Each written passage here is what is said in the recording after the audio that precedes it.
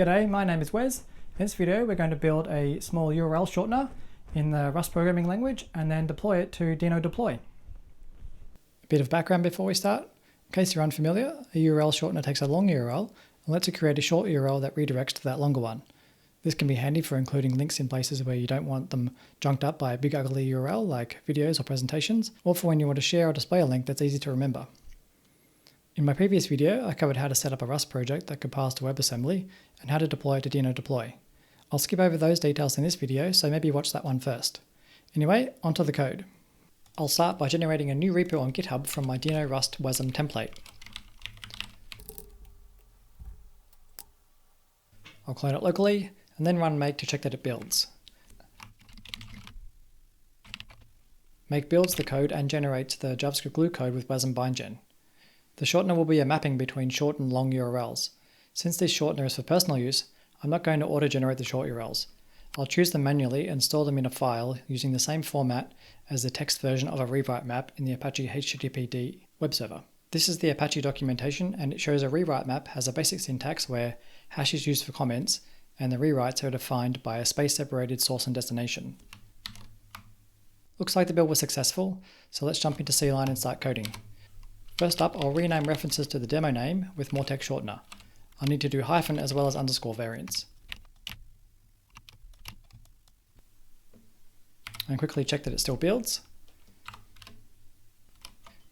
Okay, let's build a basic parser for the rewrite map format. I'll work through implementing support for each line in the sample snippet from the documentation. First up is the comment line. The rewrite map module will have a parse function that takes the contents of a rewrite map and returns a vector of the source destination pairs, or an error, which I'll define later. I'll loop over the lines of the input string. If a line starts with a hash, then it's a comment line and can be skipped.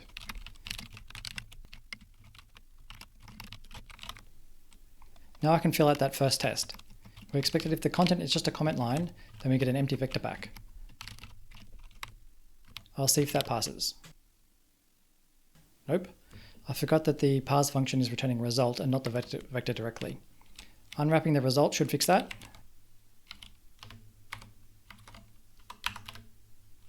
Yep, it passes now.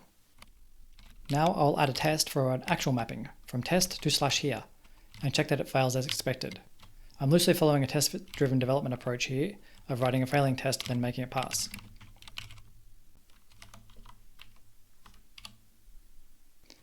On to the implementation. If the line isn't a comment, then we expect two terms separated by a space. Since URLs can't contain spaces, I don't need to worry about them appearing in the values themselves. The docs confirm that it's a single space that's expected, not an arbitrary amount of white space. Split once returns an option, none in the case where there's no space present. I'll change the return type of the function to an option for now.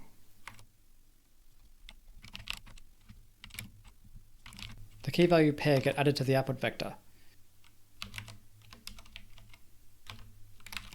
It's a bit redundant destructuring the tuple, then putting it back in a tuple to append it to the vector, but that will be useful later. I'll run the tests again, and they're all good. Next up is mapping a line with a trailing comment. We expect the same result as the previous test. I'll quickly run the test to confirm it fails as expected. Back to the implementation. Once we've got a key and a value, we need to check for a hash. The docs don't say anything about what kind of white space is used to separate the value from the comment, so I'll check for a hash and then set the value to the text up to the position of the hash and then strip trailing white space with trim.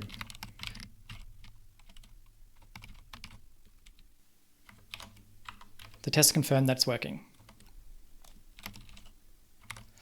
This feels like a good point for a commit. I'll format the code first, and as noted in the previous video, I'm committing the build artifacts to make deployment simpler later. I'll build with make to make sure they're up to date.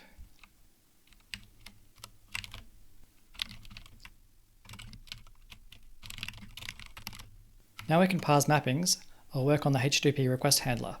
First up, we're going to need to determine the key from the request URL.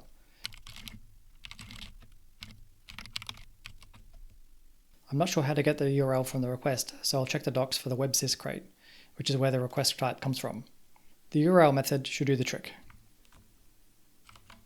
Righto, I've got the URL, now I need to look it up in the rewrite map and return the redirect if there's a match. To do that, I'll need access to the rewrite map. I could embed the text of the rewrite map in the binary and read and parse it on each request, but that's a little inefficient. More importantly, we have to consider that the parsing could fail at runtime if we built it with an invalid map file. To avoid that, I'll add a build script that will parse and validate the mappings at compile time and generate some code from it. The cargo documentation describes the environment variables that it sets for our build script. From the build script, we'll write into the directory specified by the outdoor environment variable. I'll call the generated file map.rs.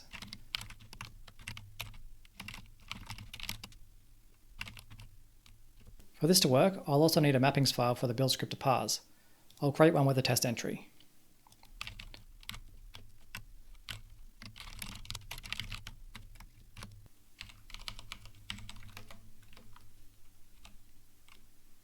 Now I'll load the mappings.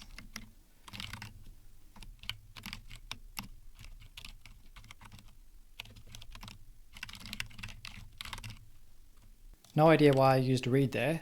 What I actually want is fs read to string. With the file read, I can parse it with the function I wrote earlier.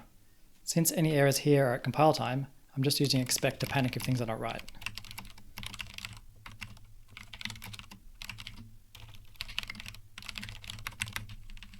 Lastly, I have to import the rewrite map module. Since this build script is a prerequisite for the building the crate that contains the module, I can't import it with use. Instead, I'll add it as a module to the build script and manually tell it where the file is. Finally, I have to generate map.rs from the mappings that were loaded. I'm going to store the mappings in a constant slice of string pairs called mappings, so I'll need to write the declaration of the constant and the wrapping square brackets out first, and then loop over each of the pairs. Actually, I'll extract a function for this. It takes the parse mappings and a path to write the code to.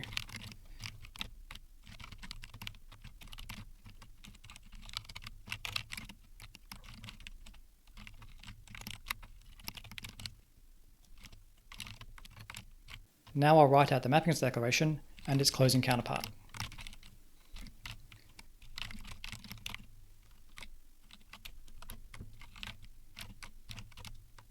And finally write out each key value pair as well.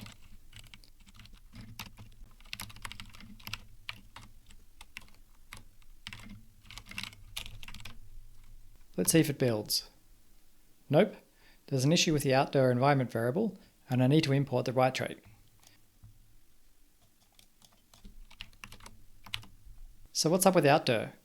Oh, I can't use the env macro because that reads the environment variable at compile time, when the build script is being built. We want it to read it when it's being run. I'll change it to use env-var. Actually, var-os will do. No need to turn it into a UTF-8 string when it's just going to be used to create a path.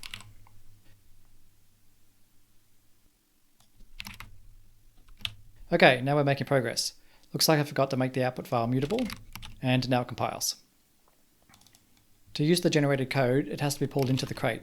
I'll include its contents directly in librs with the include macro, and I'll use the concat macro to append the file name to outdoor.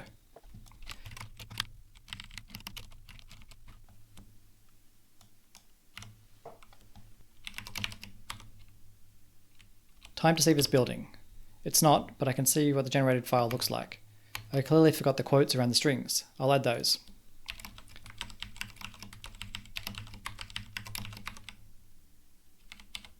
To avoid the need to escape the double quotes inside the formatting string, I'll change it to a raw string.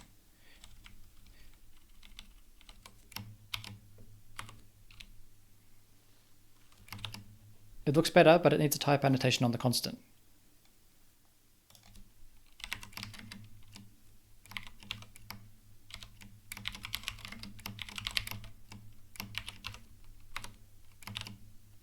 And now it builds. I can return to making use of the mappings in the HTTP handler now. I'll search for an entry that matches the request URL. For a quick test, I'll return the value as a response for now.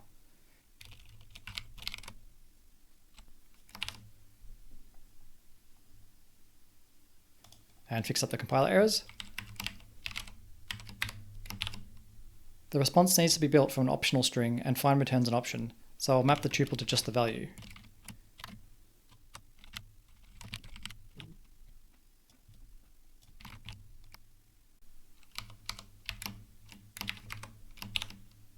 It builds. I'll test it by visiting the URL of the entry we had in the mappings file.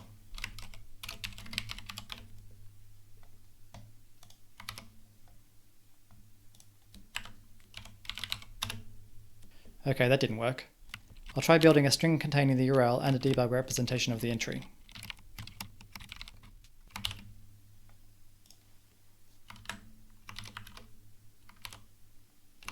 Now it's clear why it's not working. We're getting the full URL and not just the path, so it's not matching an entry.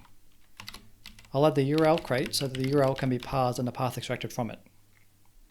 I'm going to assume that the URL the request object gives us is valid, so just unwrap the result returned by the parse method, and I'll output just the path of the URL in the response.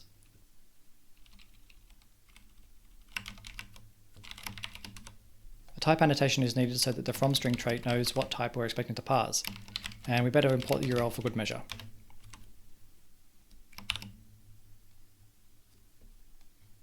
It's still not compiling. Now that I've parsed the URL, it can't be compared to the key directly.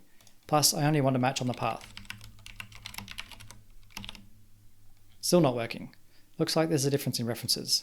I'll deref the key to make them match. It builds. Time to test.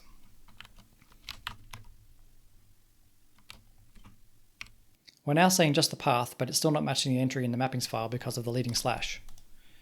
It looks like Apache also matches against the path with the slash present, so I'll do the same. I'll just update the entry in the mappings file to include the slash, and rebuild and try it. Make didn't run any of the build commands. It thinks everything is up to date. I'll add the build script to the dependencies.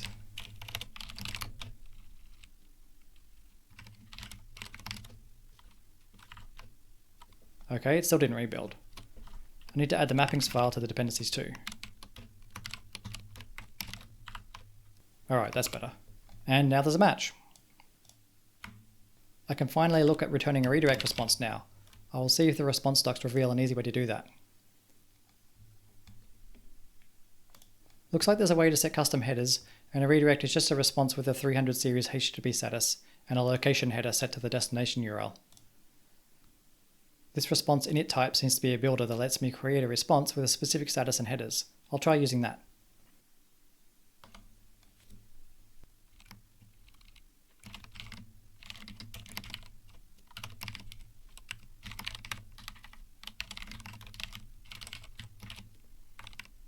I'll need to build a headers object and use set to add the location header to it.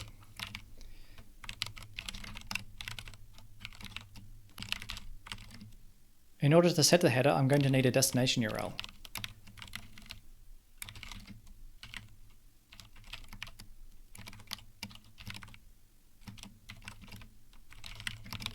I'll leave returning a 404 not found response when we don't have a matching entry for later.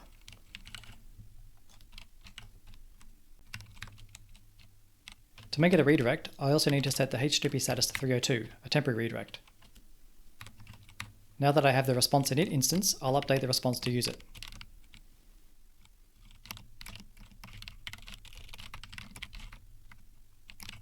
There are some errors to address though. It seems set returns a result. Not sure why the compiler is suggesting I need to pin the headers. I'll ignore that for now.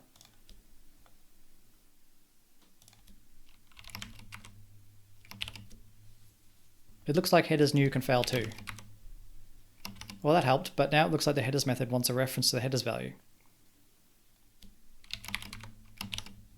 And now it builds. I'll just address that warning and we've got a clean build.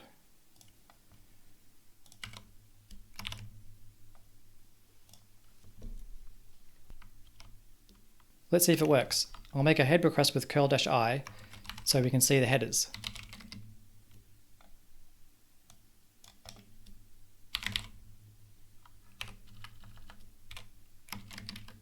Yep, looks like it's working. It's a 302 found response with a location header pointing at the destination from the mapping file. Time to commit. Now we need to handle the case when there's no mapping entry found. I'll just construct a response with the 404 status and body text of not found.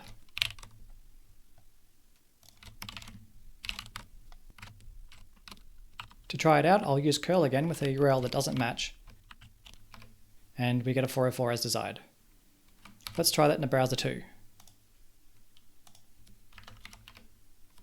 Yep, that works. While we're here, I'll try one that is found as well, and we get redirected. That's all for part 1 of this project. In the next and final part, I'll make the lookup more efficient, add compile time validation of the mappings file, and most importantly, deploy the project to Deno Deploy. Until then, happy coding!